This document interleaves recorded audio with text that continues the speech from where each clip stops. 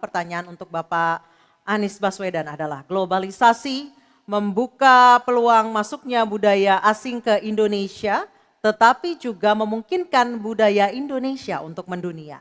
Pertanyaannya, bagaimana strategi paslon mempromosikan budaya populer Nusantara untuk mendukung pertumbuhan ekonomi nasional? Waktu Bapak menjawab 2 menit, Pak Anies, kami persilahkan. Ya.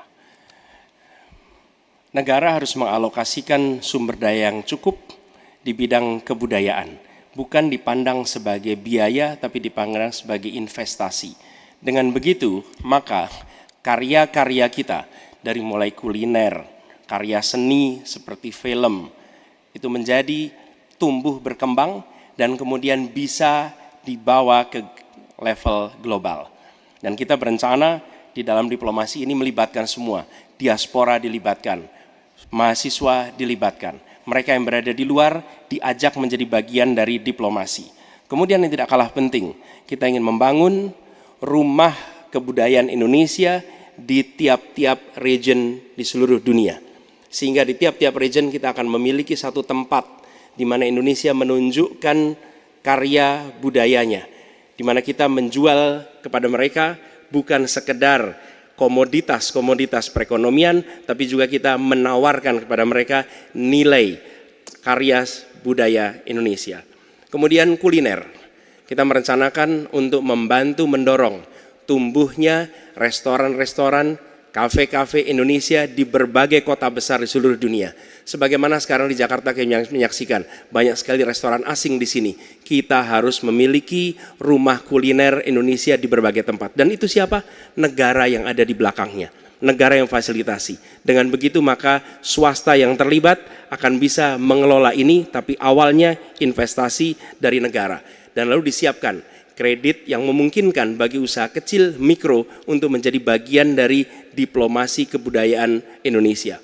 Kemudahan di dalam permodalan, kemudahan di dalam mengakses pasar internasional, itu semua dilakukan supaya seluruh jajaran bisa terlibat di dalam kampanye diplomasi kebudayaan Indonesia. Terima kasih. Baik, terima kasih Pak Anies. Baik, selanjutnya calon presiden nomor urut 2. Harap tenang. Mohon tenang, Bapak dan Ibu, mohon tenang. Calon presiden nomor urut 2 Bapak Prabowo Subianto untuk menanggapi jawaban dari capres nomor urut 1. Waktu Bapak 1 menit, silakan. Saya kira yang disampaikan Pak Anies masuk akal ya, walaupun memang itu bersifat normatif ya. Memang kembali kalau dikatakan negara yang harus berperan, kuncinya adalah bahwa kita ini harus punya dana yang cukup. Kita harus punya tabungan yang cukup. Kita harus punya sovereign wealth fund yang cukup. Untuk itu kita harus punya laba yang cukup. Kita harus punya neraca perdagangan yang positif. Kita harus punya tabungan yang banyak. Dan untuk itu hanya bisa dilakukan dengan hilirisasi, dengan penghematan, dengan efisiensi, dengan penerimaan pajak yang baik dan yang efisien. Saya kira itu. Baik, terima kasih Pak Prabowo. Selanjutnya kita dengar, mohon tenang, kita dengar tanggapan ataupun jawaban dari calon presiden nomor urut 3 Bapak Ganjar Pranowo menanggapi jawaban capres nomor urut 1. Waktu Anda 1 menit Pak Ganjar, kami persilahkan. Teknologi digital sudah mendunia, kita semua menggunakan itu. Maka ada satu kata namanya viralisme. Maka ketika kemudian ada yang konvensional, kita mendorong agar para duta besar kita, diplomat kita untuk menjadi tenaga pemasar, mereka menjadi fasilitator, mereka juga kemudian mempromosikan yang ada di dalam negeri maupun menarik yang potensi di luar negeri ke dalam negeri dengan berbagai kerjasama dan fasilitasi dari negara, maka viralisme sebenarnya bagian yang bisa kita dorong dari tanah air sendiri. Kalau kita lihat Nicky, Rich Brian, Karina seorang intelektual yang hebat sekali yang menemukan antivirus AstraZeneca. Dia diaspora yang hebat, kita promosikan, kita viralkan. Nicky Rich Brian, Voice of Baceprot yang kemudian mendunia kita fasilitasi, maka dialah yang akan bisa mendapatkan keuntungan, dan sekaligus menjadi diplomat Baik. Sudah Indonesia. habis, Habis. Pak Ganjar.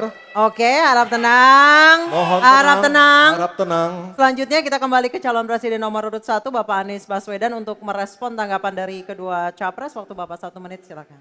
Terima kasih, kami bersyukur sekali bahwa Bapak-Bapak berdua sepaham dengan apa yang kami gagas. Dan ketika kami ditugaskan sebagai Presiden Republik Indonesia, sebagai Panglima Diplomasi, maka setiap kegiatan ke luar negeri adalah bersama dengan delegasi kebudayaan, delegasi seni.